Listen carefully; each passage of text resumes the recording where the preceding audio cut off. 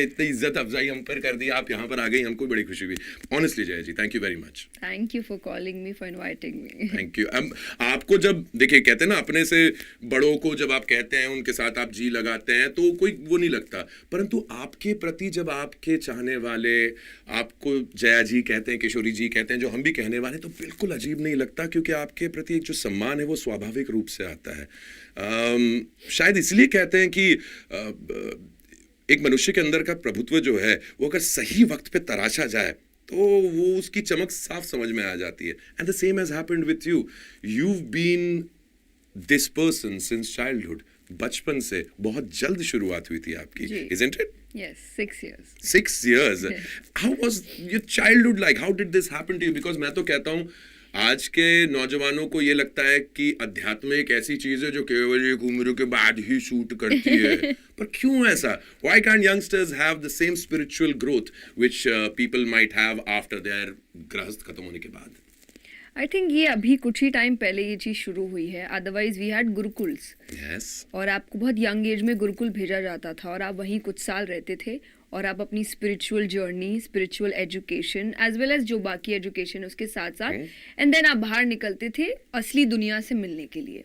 But अभी हम उसके बिना ही असली दुनिया से मिल रहे हैं और उस वजह से शायद हम कोई भी नेगेटिविटी या कंपटीशन या स्ट्रगल को अच्छे से हैंडल नहीं कर पा रहे, क्योंकि हमने जो एक्चुअल एजुकेशन है वो बुढ़ापे के लिए छोड़ दिया है। वो उसके लिए आई डोंट थिंक सो कभी भी था। बिल्कुल। मैं अपनी कथा में कहती हूँ, जैसे आपने अभी इमिटेट किया कि हम इस हालत में क्या वो भगवान को बुलाते हैं ना, लाइक भगवान बैठे बोलते होंगे अब हम बुलाएंगे। बिल्कुल सही। अब तुम क्यों, अब तो मेरी बारी है तुमको ऊपर बुलाने की। वक्त हो गया पूरा, सारे रस ले लिए, सब निकल लिया, पेट भर लिया, आप प्रभु प्रभु कर रहे हैं। और अब करेंगे क्या? आप स्क्रिप्चर्स पढ़ के आप क्या करोगे? आपको काम नहीं करना, आप रिटायर हो गए। तो आई थिंक स्पिरिचुअल जर्नी होती ही यूथ के लिए है। And I am very happy कि मुझे बचपन से ये चीज़ मेरी फैमिली की वजह से मिला। तो मेरा बचपन बहुत रिलीजियस, बहुत spiritual, with Hanuman Chalisa, with scriptures, with lessons of Lord Ram and Krishna. उसी वजह से आई एम हियर नाउ। और इसीलिए सही कहा ना कि संगति का असर होता है। जिस किस्म के लोगों के साथ उठते बैठते हैं उसका असर पड़ता है। किस किस्म के लोगों के साथ आपका उठना बैठना हुआ जिसके कारण आप पर ये प्रभाव हुआ, जिसके कारण आप आज इतनी कम उम्र में एक ऐसे ज्ञान की प्राप्ति की तरफ बढ़ चुकी हैं और बढ़ रही हैं और बढ़ेंगी आने वाले वक्त में, जिसके लिए लोगों को बहुत समय लग जाता है।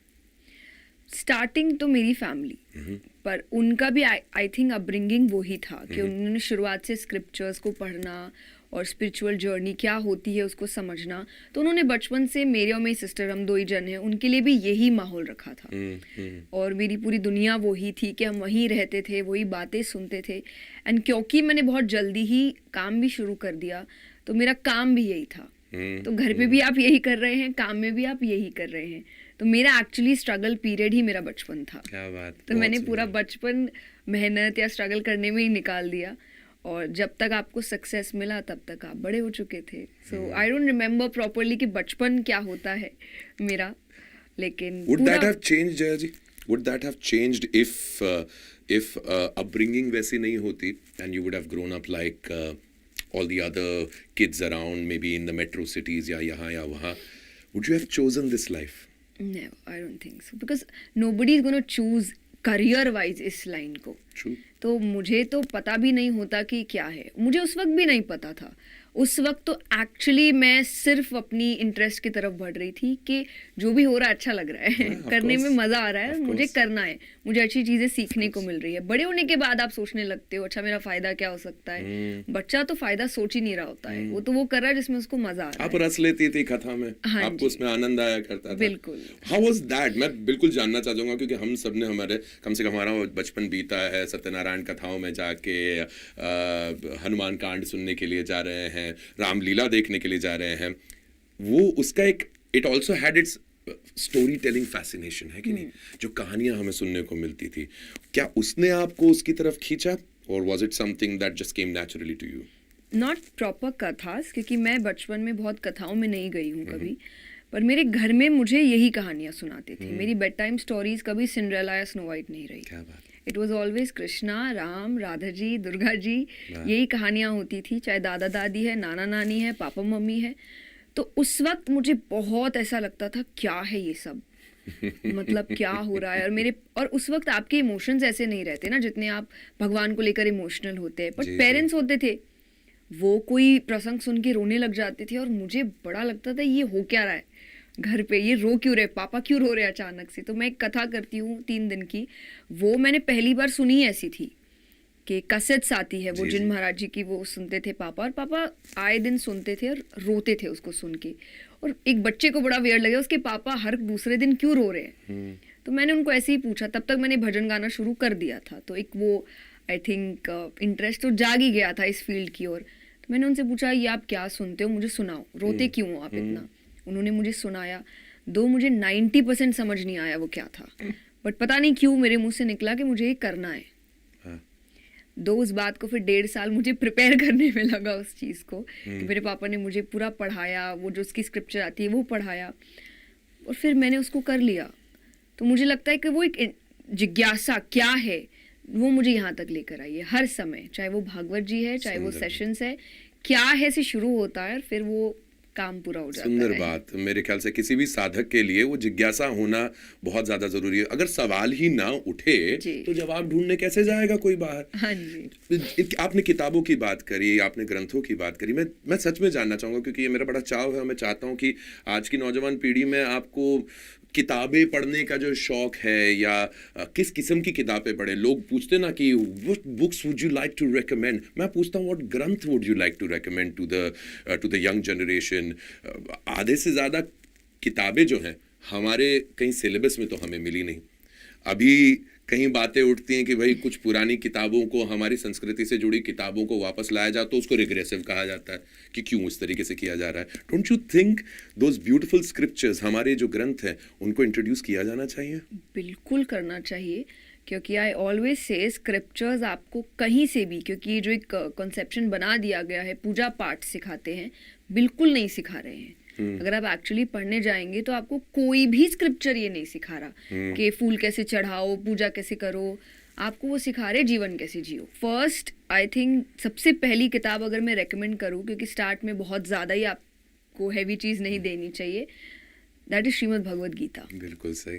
जो स्टार्ट ही कंफ्यूजन से होती है और आप भी कंफ्यूज्ड है, आपको पता नहीं करना क्या है ज़िंदगी में, तो उसी इंसान के पास जाते हैं जिसने अर्जुन को भी बताया कि करना क्या है, क्योंकि हर आदमी यहाँ अर्जुन है जिसको समझ नहीं आ रहा करना क्या है और उसको कृष्ण मिल नहीं रहा। तो वो गीता जी में ही कृष्ण बैठे हैं जो आपको बता रहे हैं कि तुमको करना क्या है। तो वो उठाइए, उसको पढ़िए, एंड आई एम 100% श्योर अगर आप उसको सच्चे मन से पढ़ोगे तो जैसे उनका कंफ्यूजन दूर हुआ था अर्जुन का, हमारा भी हो जाएगा। वाह, सत्य वचन। और आपने बिल्कुल सही बात कही। मेरे भी घर में, मुझे भी याद है, मेरे दादा, आप भी कोलकाता रह चुकी हैं, अभी भी शायद आपका निवास स्थल वहीं पर है, मेरे भी पेरेंट्स वहीं पे थे, वो सजेस्ट किया करते थे। और एक कोई स्पेशल बंगाली भगवत गीता थी या कुछ गोस्वामी गुरु के द्वारा, उन्होंने सबके इंटरप्रिटेशंस हैं हाँ ना, जी। And everybody found different answers to their questions. How amazing Jaya ji, that one book and an answer to a million questions. And इसीलिए बोला जाता है गीता जी के लिए कि आप जिस इमोशन के साथ वो किताब पढ़ते हैं आपको उसका ही आंसर मिलता है। और ये मुझे बहुत जब मैंने स्टार्ट किया तब रियलाइज़ नहीं हुआ था, क्योंकि मुझे ऐसा लगता था कि ये तो चलो सिर्फ फेथ की बात है या बहुत ज़्यादा भक्ति में आके लोग बोलते हैं, वरना एक ही किताब इतने आंसर कैसे दे सकती है, या एक ही श्लोक अलग अलग मीनिंग कैसे दे सकता है। ये तो फिर कोई जादुई किताब होनी चाहिए ऐसे। पर जब मैंने पढ़ना शुरू किया था, और आज भी मैं हमेशा बोलती हूँ कि कोई भी आए, मेरी गीता जी जो मैं पढ़ती हूँ वो उठा के देख सकता है, हर श्लोक के पास अलग अलग इमोशंस लिखे हैं, क्योंकि मैंने आई थिंक 8 से 9 बार अभी तक पढ़ ली है। तो क्योंकि आप बार बार पढ़ते हो तो मुझे एक ही श्लोक, जो मुझे लास्ट टाइम लगा था कि ये तो मुझे एंगर इशू कुछ समझा रहा है, फिर जब मैं नेक्स्ट टाइम पढ़ी, स्लैश नहीं, ये तो ट्रूथ भी समझा रहा है, स्लैश ये तो लेजीनेस के ऊपर भी है, ये तो प्रोक्रेस्टिनेशन के ऊपर भी है।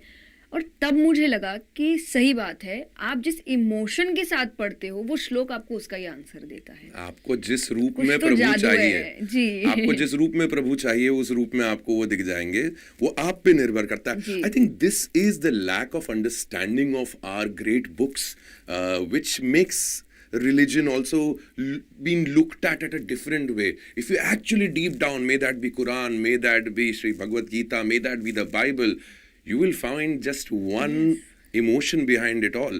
वो आपने कुरेद कुरेद के उसके कई अलग मायने हाँ। बना लिए, जिसके कारण कई बार किताबों को आप ग्लानी देख के नजरों से देखते हैं या रिलीजन को उस नजर से देखते हैं. Sometimes in today's day and age it also turns out to be uncool to be religious. Yeah. Isn't it sometimes? I am spiritual, I'm not religious. Exactly. To look at it, how beautifully Yes. that you cannot see. For me, if you ever asked me, मैंने कहा कि मैंने मेरे और मेरे भगवान के बीच में धर्म को कभी नहीं आने दिया. I never let religion come between me and my God. My connect with my God is so strong. But is it so necessary for today's day and age? Look at what is happening around the world. हालांकि कुछ नया नहीं है. सदियों से उसी एक ही बात को लेके तलवारें उठती रही हैं. But just to find the commonness between all these books and all these religion, how important is that? See, I think it's not about the religion, it's not about the cause कि इस वजह से कोई है. I think इंसान लड़ने के बहाने ढूंढ ही लेता है. सुंदर बात. हाँ, वो भगवान ना भी होता ना, तो वो दूसरा बहाना ढूंढ लेता. वो नहीं है इसका बहाना ढूंढ लेता कि कोई है ही नहीं, कौन बताए क्या करना है, वो उस पे लड़ लेता. अब है तो वो इस पे लड़ रहा है कि कोई है जो हमको बता रहा है क्या जी. करना है, हम क्यों माने. तो आई थिंक इंसानों के पास बहुत रीजंस है लड़ने के, और वो खुद ढूंढ लेता है अपने रीजंस. एंड अगर आप उसको एक पॉजिटिव एस्पेक्ट में देखिए तो ये भी है कि अगर आप ये बोल रहे हैं कि हमारे पास लड़ने के, तो आपके पास जीने के भी कितने बहाने हैं, कितने लेसन्स. आप जहाँ से चाहिए वहाँ से लेसन उठाइए. आपको अच्छाई, मैं हमेशा कहती हूँ कि भगवान ने 24 अवतार लिए. जब सनातन धर्म 24 अवतारों की बात आती, क्यों? चूज योर अवतार. वाह. कोई ये नहीं कि चलो आप ये एक अवतार पे अड़े रहो कि यही करना. नहीं, आपको राम जी पसंद है, आप राम जी करो. कृष्ण जी पसंद है, कृष्ण. वामन अवतार है, कितने अवतार है. और वो इसीलिए भी कि टाइम के हिसाब से आपको भी चेंज होना पड़ता है, क्योंकि अवतार तक चेंज हुए. राम जी जिस अवतार में आए, दैट वाज मर्यादा पुरुषोत्तम. मर्यादा पुरुषोत्तम इसके आपको मर्यादा यानी नियम के अंदर रहना पड़ेगा. जब आज लोग कहते हैं कि राम ये कर सकते थे, नहीं कर सकते थे, वो नियम तोड़ नहीं सकते थे, क्योंकि उनके अवतार का नियम ये कि आप जो बनाए गए ऑलरेडी सोसाइटी के नियम, उसके अंदर रहकर काम करो. नए नियम मत बनाओ. आपको नया नियम वाला चाहिए, नियम तोड़ने वाला चाहिए. कृष्ण अवतार है, कोई नियम नहीं माने, सब तोड़े. पर उस वक्त वो अवतार जरूरी था, इस वक्त ये था. तो उन्होंने ये भी समझाया कि change is the only constant. आपको बदलना पड़ेगा. जब समय बदलता है, चीजें बदलती, आपको भी बदलना पड़ेगा. आप रिजिड नहीं हो सकते. बिल्कुल सही. और जो इसको समझता है वो एक्चुअली स्क्रिप्चर्स को समझता है. बहुत पर सुंदर. जो रिजिड है वो स्क्रिप्चर्स को समझ ही नहीं रहा, वो अपनी बात आप पे थोपने की कोशिश कर रहा है. एंड वो तो कहीं भी गलत है. एब्सोल्युटली. परिवर्तन ही प्रकृति का नियम है, जो आपने बात कही. और बदलते दौर के साथ में उस बदलती समझ को समझाने वाला कोई होना भी तो चाहिए, जैसे आप समझा रही हैं. इस नए दौर की पीढ़ी को, जिसकी जबान अलग है, जिसकी भाषा अलग है, जो सोशल मीडिया पे प्रभु तलाश रहा है, अपने भगवान को तलाश रहा है, वहां पर भी मिल जाए. कहने को तो यही कहते हैं ना, जहां ढूंढो वहां मिल सकता है. तो इंस्टाग्राम पे क्यों नहीं? बिल्कुल. What do you think of, हम यही कर रहे हैं. आप आइए, हम ही आपको दे रहे हैं. बिल्कुल. हाँ जी.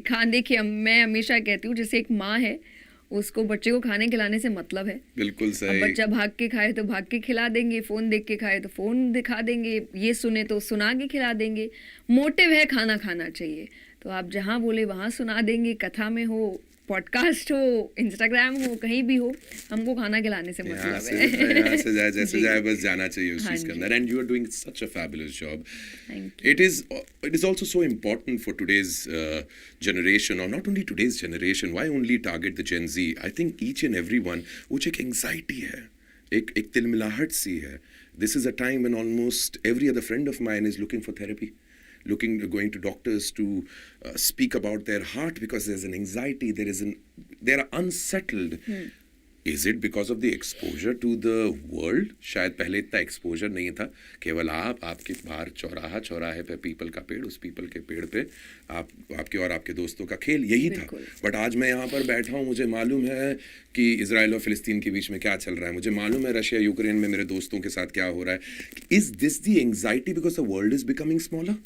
यस, बिल्कुल. एक रीज़न ज़रूर ये हो सकता है. बाकी अपने खुद के रीजंस भी होते हैं. आप अलग अलग इंसान अलग अलग प्रॉब्लम्स फेस करता है. कई बार आप उससे बाहर निकल नहीं पाते और वो हर जगह फिर आपको दिखता है.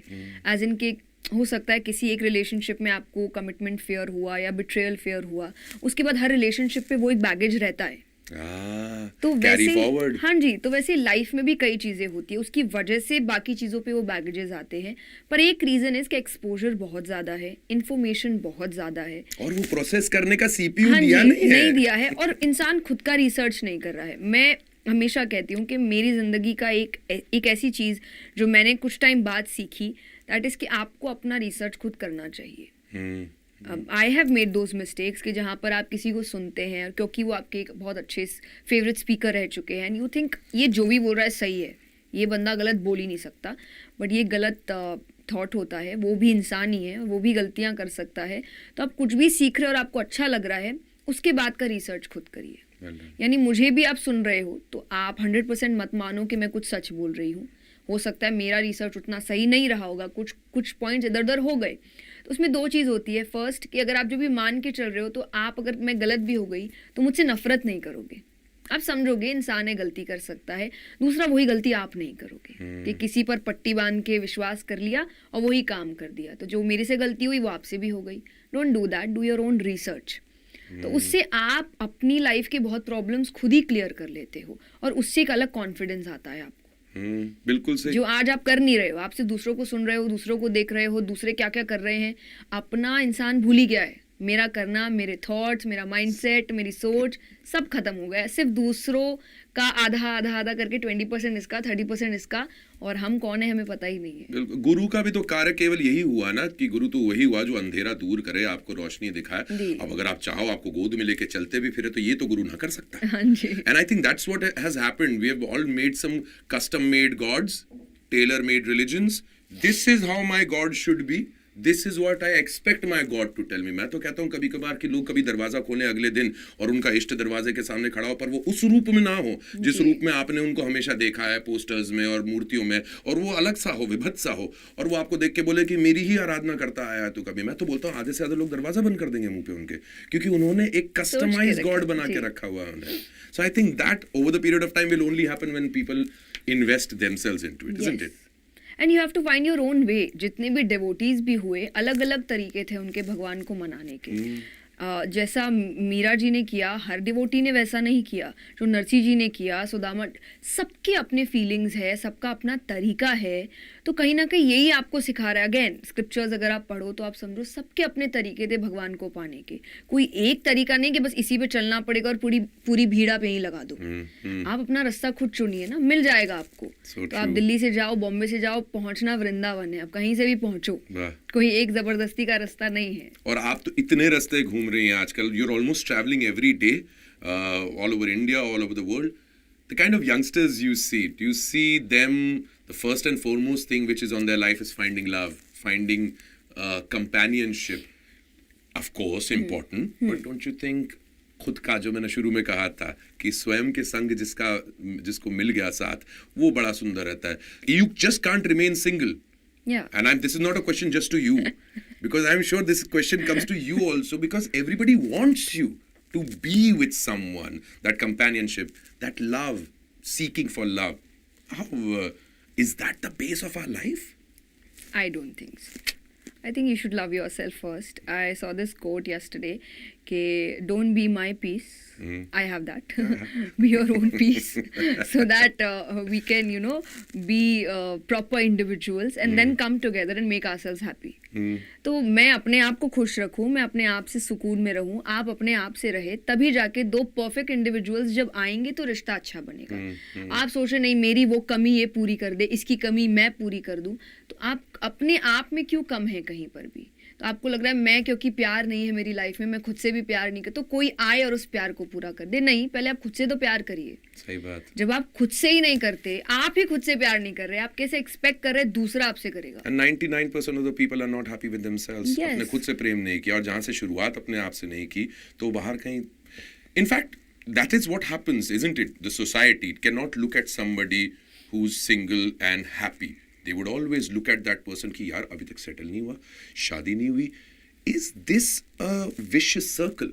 जिस आप एक तरफ परिवार की बात करती हैं, परिवार, हम परिवारवाद समाज है और परिवार का एक अलग महत्व है, परंतु ये जो ऑलमोस्ट एक फोर्सफुल विशियस सर्कल घूमता रहता है, what do you think of that? Don't you think most of the marriages that happen in today's society are not for the individual, but it's for the families coming together, or just because there is a peer pressure Yes. कि ऐसा होना है. हाँ, I always say this कथा में कि हमने एक चेकलिस्ट बना ली है, इतनी उम्र में डिग्री, इतनी उम्र में शादी, इतनी उम्र में बच्चे, और वो आई थिंक एक रिस्पॉन्सिबिलिटी की वजह से आप कर लेते हो कि नहीं इस उम्र में करनी है, ये करना है.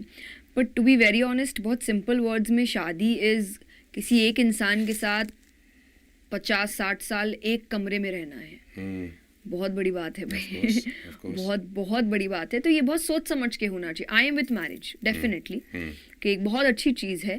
कोई आपके साथ, क्योंकि हमारे साथ देखिए फैमिली है. नेचर ने, भगवान ने इतनी सुंदर चीज़ बनाई है. कैसे बनाई है कि एक फैमिली आपके साथ रहती है, आपके पेरेंट्स है, सब है, आपको हैबिट है फैमिली की. तो कई बार हमें उस वक्त रहते रहते लगता है कि नहीं, हमको किसी की ज़रूरत नहीं है, सब कुछ तो है, हम अपने आप से प्यार करें. लेकिन एक टाइम बाद ये फैमिली चली जाएगी. तब एक्चुअली आप ऐसे आप पूरे हैं, पर आपके आसपास और कोई भी नहीं है जिसके साथ आप अपनी खुशी बांट सके, कोई सेलिब्रेशन कर सके. तो ये फेड आउट हो से पहले दूसरी फैमिली तैयार हो जाती है कि इसके जाने का ज्यादा दुख हो ना आपको, क्योंकि तब तक आपकी दूसरी फैमिली रेडी हो चुकी है. तो ये एक तरीका था. फैमिली हमेशा, मतलब आपके आसपास लोग हों, तो वो एक, मैं इस चीज के साथ हमेशा हूँ. लेकिन ये तब हो जब आप चाहते हो. सिर्फ आपकी उम्र हो गई है या लोग आपको बोल रहे हैं इसीलिए नहीं. क्योंकि तब जब आप करते हो तो जो मैंने बोला, शादी क्या है, 50-60 साल वाली एक कमरे, वो आप कर नहीं पाओगे. आप रह नहीं पाओगे उस इंसान के साथ एक कमरे में. तो उससे कहीं ज्यादा अच्छा है कि अपना टाइम लो, लेट करो, जब मन है तब करो, जब सही लगे तब करो, जान पहचान से करो. हाँ And ji. this is what I think that's the reason why the older generation always looks at the younger generation से ये बिगड़ चुकी, because ये live in कर रही है. But most probably that those couples are actually trying to figure out whether they are even compatible towards each other. How do you look at those kind of relationships? I don't know. मुझे ऐसा लगता है कि मैं relationship और शादी को लेकर बहुत ज़्यादा बात नहीं करती कि किससे करना चाहिए, कैसे कम, क्योंकि मुझे लगता है ये एक बहुत ही पर्सनल डिसीजन है. Well said. कि आप कैसे एक रिलेशनशिप को देखते हो बहुत डिफरेंट होगा मैं कैसे देखती हूँ, और वो बहुत डिफरेंट होगा थर्ड कैसा देखता है. बट आई कांट से मेरा डिसीजन सही है या इसका सही है. That's true. वो उसका तरीका है अपने रिलेशनशिप को, उसको कैसे सही ले जाना है, क्योंकि उसको आगे ले जाना है. कि आई वांट कि मैं जिससे भी शादी करूँ ये चीज़ अच्छे से चले, तो उसके लिए मुझे क्या क्या एडजस्टमेंट्स करने हैं, क्या क्या करना है, दैट इज़ माई डिसीजन. क्योंकि उस एक कमरे में मुझे रहना है, उसके साथ आपको नहीं. और आपने बहुत सुंदर बात कही थी आपके एक टॉक के अंदर कहीं पे कि जिस चीज का मैंने अनुभव नहीं किया है उस चीज के बारे में मैं आपको कुछ सुझाव नहीं दूंगी. और मतलब ये सुझाव कैसा, मुझे रहना है क्या उस कमरे में वो दो जन के साथ. मैं होती कौन हूँ ये ओपिनियन देने वाली. कि आज मुझसे भी कोई कहे कि आपको ये, मुझे ऐसा लग रहा है क्या आप, जब हम वो झगड़ा कर रहे होंगे कमरे में, आप आएंगे उसको सॉल्व करने? तब तो कोई ना कोई आएगा. नहीं आएगा. तो मुझे ही सॉल्व करना है ना. तो वो फिर मुझे कैसे रहना चाहिए और कैसे नहीं, इस एस्पेक्ट में ये डिसीजन मेरा होना चाहिए, या तो उनका जिनको सच में मैंने वो पोजीशन दी है कि शायद मैंने अपने पेरेंट्स को दी, कोई अपने और किसी गार्जियन को दे, पर जिनको मैंने दिए कि हाँ मुझे आपकी एडवाइस चाहिए. पर अगर मुझे नहीं चाहिए किसी और की एडवाइस, तो आई डोंट थिंक किसी को आके एडवाइस मुझे देनी चाहिए. Well said on that. अब जिस चीज का अनुभव है उस चीज के बारे में तो जरूर बात की जाती है. आपको आराधना का अनुभव है, आपने प्रभु की तरफ जिस तरीके से लीन हुई है. मेरे अपने गुरु से पूछना चाहता था, कभी सामने सामने समक्ष नहीं हुआ, लेकिन वो फिर भी आज भी किसी ना किसी टेप्स के जरिए मुझे जवाब दे जाते हैं. परंतु मैं आपसे ज़रूर पूछना चाहूँगा, प्रेम और आराधना के बीच में आपको फ़र्क क्या दिखता है? जब एक इंसानी प्रेम होता है बॉयफ्रेंड और गर्लफ्रेंड के बीच में, लवर्स के बीच में, and the same people, this kind of love that they have for their इष्ट, अपने प्रभु के लिए, अपने जिस भी भगवान के लिए है, दोनों के बीच में एक अंतर ज़रूर दिखता है. जब आप प्रभु की आराधना करती हैं तब आप ये नहीं देखती कि 10 लोग और आराधना कर रहे हैं तो मुझे जलन हो रही है, ऐसा नहीं लगता. बट जब आप किसी से प्रेम करते हैं, इट्स अ लिमिटेड दायरा. आप मेरे हो, तुम मेरे हो, मेरे अलावा तुम और किसी को नहीं देखोगे. पर ये बात आप कभी अपने प्रभु को नहीं कहते. मैं कभी शिव जी के सामने झुक के नहीं बोलता ना, और किसी और बाकियों को क्यों देखा, बाकियों की इच्छाएं पूरी क्यों करो, मेरी करो. प्रेम और आराधना के बीच का फर्क. Conditional and unconditional. Hi hi, सुंदर. दुनिया का प्रेम इज कंडीशनल. आपके कंडीशंस है, ऐसा होना चाहिए, मेरी लिस्ट पूरी तैयार है, मेरी भी तैयार है कि मेरा पार्टनर कैसा होना चाहिए, ये हो वो हो, ऐसा हो, ऐसा दिखता हो, ऐसा काम करता हो, ऐसा बिहेवियर हो। भगवान के लिए कोई लिस्ट नहीं होती है, भगवान तो जैसा है मुझे पसंद है, बस मेरे साथ रहना चाहिए, इतना मायने रखता है, कोई कंडीशंस नहीं है भगवान के लिए। तो एक्चुअली मुझे लगता है अनकंडीशनल प्यार सिर्फ भगवान से किया जा सकता है, इंसानों से आप अनकंडीशनल प्यार नहीं कर सकते, हो ही नहीं सकता, हो ही नहीं सकता। और इसीलिए क्योंकि भगवान का रिलेशन आप, मैं कथा में एक बात करती हूँ, भगवान आपके अंदर है कैसे प्रूव करे।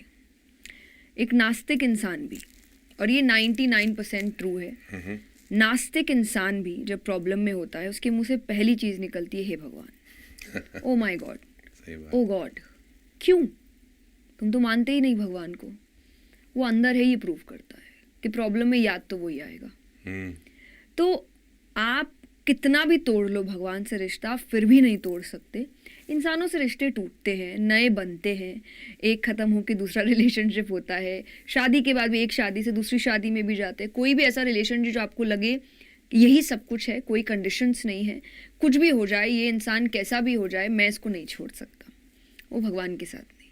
भगवान जैसे भी है हमको अच्छे लगते हैं, हमारे स्ट्रगल आए तो भी हमको, तब वही इंसान भगवान से प्यार करता है। नहीं तो फिर आप कंडीशनल प्यार करते हो। अगर आप बोले मेरी लाइफ सही चल रही है तो भगवान मेरा, नहीं चल रही है तो भगवान है ही नहीं, तब ये दोगला प्यार है। ये आप वही करो जो आप इंसानों से करते हो।